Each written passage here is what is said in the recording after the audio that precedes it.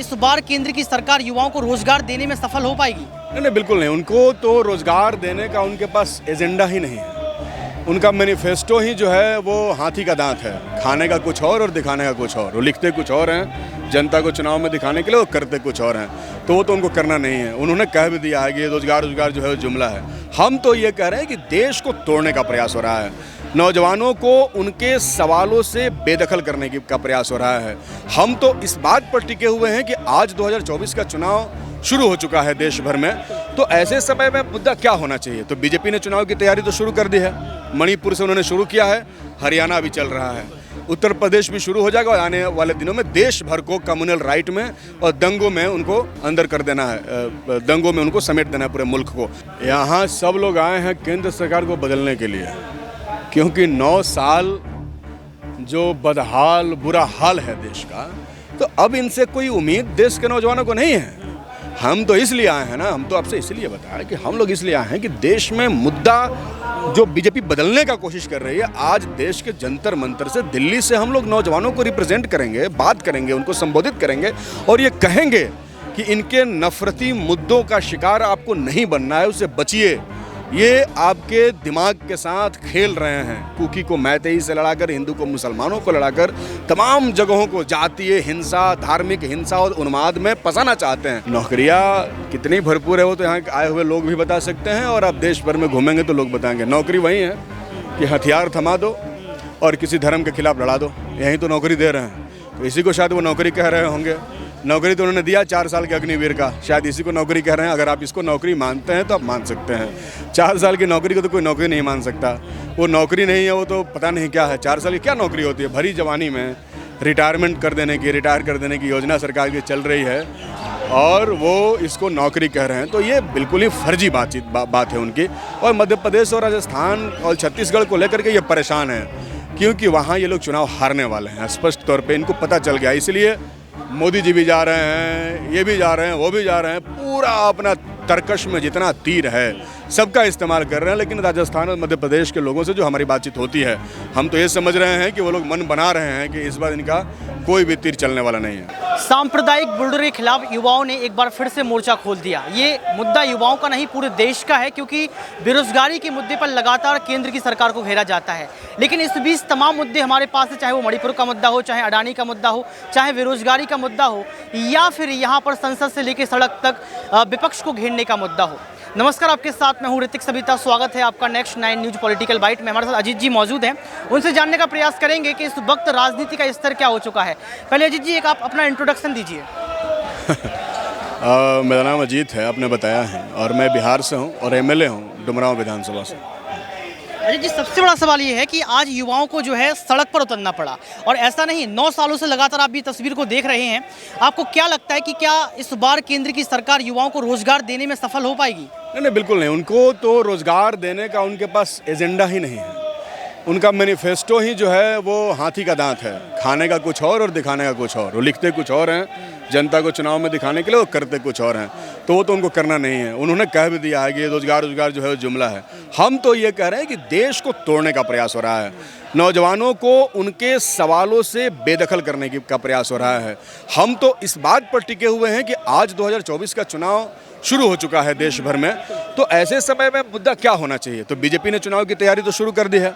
मणिपुर से उन्होंने शुरू किया है, हरियाणा भी चल रहा है, उत्तर प्रदेश भी शुरू हो जाएगा और आने वाले दिनों में देश भर को कम्युनल राइट में और दंगों में उनको अंदर कर देना है, दंगों में उनको समेट देना है पूरे मुल्क को। हम ये चाहते हैं कि नहीं, देश में अमन हो, भाईचारा हो और प्रेम हो। और युवा विधायक हैं और आप युवाओं की बात को समझते हैं, सुनते हैं, आपकी तस्वीरें आती रहती हैं। सबसे बड़ा सवाल मेरा आपसे ये रहेगा कि आज इतने सारे युवा जो है जंतर मंतर की इस धरती पर उतर चुके हैं, क्या विश्वास है इनको कि इस बार जो है केंद्र की सरकार सुनने वाली है? क्योंकि आप उनके साथ समर्थन में हैं, कैसे आप विश्वास दिला पाएंगे, कैसे केंद्र की सरकार से अपने सवालों को आप दाग पाएंगे? यहाँ सब लोग आए हैं केंद्र सरकार को बदलने के लिए, क्योंकि 9 साल जो बदहाल बुरा हाल है देश का, तो अब इनसे कोई उम्मीद देश के नौजवानों को नहीं है। हम तो इसलिए आए हैं ना, हम तो आपसे इसलिए बताया कि हम लोग इसलिए आए हैं कि देश में मुद्दा जो बीजेपी बदलने का कोशिश कर रही है, आज देश के जंतर मंतर से, दिल्ली से हम लोग नौजवानों को रिप्रेजेंट करेंगे, बात करेंगे, उनको संबोधित करेंगे और ये कहेंगे कि इनके नफरती मुद्दों का शिकार आपको नहीं बनना है, उससे बचिए। ये आपके दिमाग के साथ खेल रहे हैं। कुकी को मैतेई से लड़ाकर, हिंदू को मुसलमानों को लड़ाकर, तमाम जगहों को जातीय हिंसा, धार्मिक हिंसा और उन्माद में फंसाना चाहते हैं। हम तो इस बात को कहने के लिए जंतर मंतर पे आए हैं कि ये सवाल जो है नौकरी का सवाल, ये महत्वपूर्ण सवाल है। रोजगार का जो सवाल है वो इंपॉर्टेंट सवाल है। महंगाई का सवाल महत्वपूर्ण सवाल है जिस पर सदन में बातचीत नहीं हो रहा है। इसलिए हमने यूथ पार्लियामेंट लगाया और यहाँ से हम डिसीजन लेंगे और फैसला करेंगे कि हम जो भी नौजवान है वो जाएगा और मोदी सरकार को ख़त्म करने के लिए वो गांव-गांव में काम करेगा। लेकिन अभी अमित शाह नड्डा जो है लगातार मध्य प्रदेश और तमाम जो राज्य विधानसभा चुनाव है वहाँ पहुँच रहे हैं, कह रहे हैं कि नौकरियाँ तो भरपूर हैं। नौकरियाँ कितनी भरपूर है वो तो यहाँ आए हुए लोग भी बता सकते हैं और आप देश भर में घूमेंगे तो लोग बताएंगे। नौकरी वही है कि हथियार थमा दो और किसी धर्म के खिलाफ लड़ा दो, यही तो नौकरी दे रहे हैं। तो इसी को शायद वो नौकरी कह रहे होंगे। नौकरी तो उन्होंने दिया 4 साल के अग्निवीर का, शायद इसी को नौकरी कह रहे हैं। अगर आप इसको नौकरी मानते हैं तो आप मान सकते हैं। 4 साल की नौकरी को तो कोई नौकरी नहीं मान सकता। वो नौकरी नहीं है, वो तो पता नहीं क्या है। 4 साल की क्या नौकरी होती है? भरी जवानी में रिटायर कर देने की योजना सरकार की चल रही है और वो इसको नौकरी कह रहे हैं। तो ये बिल्कुल ही फर्जी बात है उनकी। और मध्य प्रदेश और राजस्थान और छत्तीसगढ़ को लेकर के ये परेशान है क्योंकि वहाँ ये लोग चुनाव हारने वाले हैं, स्पष्ट तौर पे इनको पता चल गया। इसलिए मोदी जी भी जा रहे हैं, ये भी जा रहे हैं, वो भी जा रहे हैं, पूरा अपना तरकश में जितना तीर है सबका इस्तेमाल कर रहे हैं। लेकिन राजस्थान और मध्य प्रदेश के लोगों से जो हमारी बातचीत होती है, हम तो ये समझ रहे हैं कि वो लोग मन बना रहे हैं कि इस बार इनका कोई भी तीर चलने वाला नहीं है। मणिपुर का जिक्र किया यहाँ पर सर ने, लेकिन सबसे बड़ा सवाल यहाँ पर रहेगा कि मणिपुर देश के प्रधानमंत्री नरेंद्र मोदी नहीं पहुँचते हैं, चुप्पी साधे हैं। क्या इसके पीछे भी कोई राजनीति है? क्या लोकतांत्रिक मूल्यों का हनन है ये? बिल्कुल बहुत बड़ी राजनीति है। वो चाहते हैं कि लोग आपस में लड़ते रहें, वो चाहते हैं कि लड़ते रहें लोग आपस में, वो इसीलिए नहीं जा रहे हैं। उनकी चुप्पी इस बात का संकेत है कि हाँ तुम लोग लड़ो, ताकि मणिपुर से देश भर को अस्थिर किया जा सके। और अस्थिर हो जाएगा देश तो उनके मुद्दे जो हैं प्रभावी हो जाएंगे, नौजवानों के रोजगार के मुद्दे और तमाम मुद्दे खत्म हो जाएंगे। अभी लगातार विपक्षी तरफ से सवाल खड़ा किया जा रहा है, बेटी बचाओ बेटी पढ़ाओ का नारा दिया है, इसके बावजूद भी जिस तरीके से बंगाल का आपने वीडियो देखा, आपने यहाँ पर जो है मणिपुर का वीडियो देखा, निर्वस्त्र महिलाओं को कर दिया गया, क्या इस पर भी राजनीति करने के बाद बीजेपी सरकार 2024 में जो है चुनाव जीत पाएगी? क्योंकि अभी भी देखा जाए तो तमाम सर्वे यही कह रहे हैं कि 2024 में भी मोदी की सरकार बनने वाली है। नहीं, ये तो साबित हो चुका है ना कि बेटी बचाओ बेटी पढ़ाओ का नारा इनका जुमला है। ये तो साबित हो चुका है, अब इस पर क्या ही बात करना है। ये तो खत्म हो चुका है, इनकी योजनाओं में दम नहीं है। सब जगह बेटियां कहीं सुरक्षित नहीं है, कहीं बेटियां पढ़ नहीं रही हैं। पढ़ाई तो ऐसे ही ख़त्म कर दिया इन्होंने।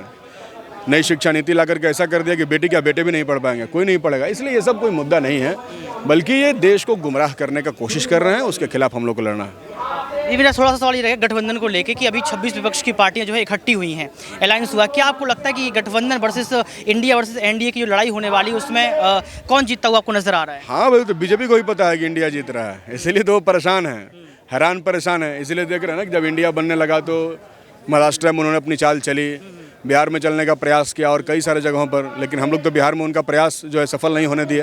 तो खैर वो कोशिश कर रहे हैं, उनका ये डर है, लेकिन जनता लगातार वो कह रहे हैं कि ये भ्रष्टाचारों का मिलन है, यानी कि सारे भ्रष्टाचारी जो है वो एक साथ आ चुके हैं। हाँ, अजीत पवार को तो वहीं भ्रष्टाचारी कह रहे थे। वो जो उधर कहाँ का चुनाव हुआ, असम का, उधर मणिपुर का भी जो चुनाव हुआ, तमाम जगहों पर चुनाव हुआ, जिसको वो खुद ही भ्रष्टाचारी कह के चुनाव लड़े थे, उन्हीं के साथ मिल करके जो है सरकार चला रहे हैं। तो बीजेपी का तो एक बात है ना कि आप अगर बीजेपी के खिलाफ हैं तो भ्रष्टाचारी हैं, आपके यहाँ ईडी के छापे मारे जाएंगे, आपके यहाँ जो है बहुत तरह की कार्रवाई होगी। और आप अगर बीजेपी के साथ हैं तो फिर कोई दिक्कत नहीं, आप पाक साफ हैं। अंतिम सवाल मेरा रहेगा आपसे कि ईवीएम को लेकर लगातार जो है सवाल खड़े किए जाते हैं, क्या ईवीएम में धांधलीबाजी पर जो आप लोग सवाल खड़े करते हैं वो ठीक है?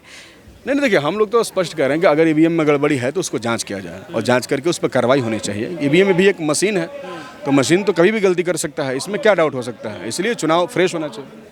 Thank you. तो आप देखा यहाँ पर कहीं ना कहीं ये सवाल आज भी खड़े किए जा रहे हैं लोकतंत्र को लेकर कि अगर लोकतंत्र को बचाना तो सबसे पहले केंद्र की सरकार को ये समझना पड़ेगा कि ज़मीनी स्तर के मुद्दों पर काम करना है। और जंतर मंतर पर ये तस्वीर आपने देखी, यहाँ पर आपने लोगों को सुनते हुए देखा, विधायक को आपने सुना, उनका यही कहना साफ तौर पर है कि हम राजनीति की जो दास्तान है उसको विशुद्ध नहीं होने देंगे, लोकतांत्रिक मूल्यों का हनन नहीं होने देंगे। अब देखना ये पड़ेगा कि कैसे जो है महिलाओं को यहाँ पर उनको जो है उनके लिए केंद्रीय सरकार काम करती है। और सबसे बड़ा सवाल, क्या केंद्र की सरकार इस बार रोजगार देगी? आज के लिए सिर्फ इतना ही। देखते रहिए next 9 news political bite. Cameraman Sumit के साथ ऋतिक सविता।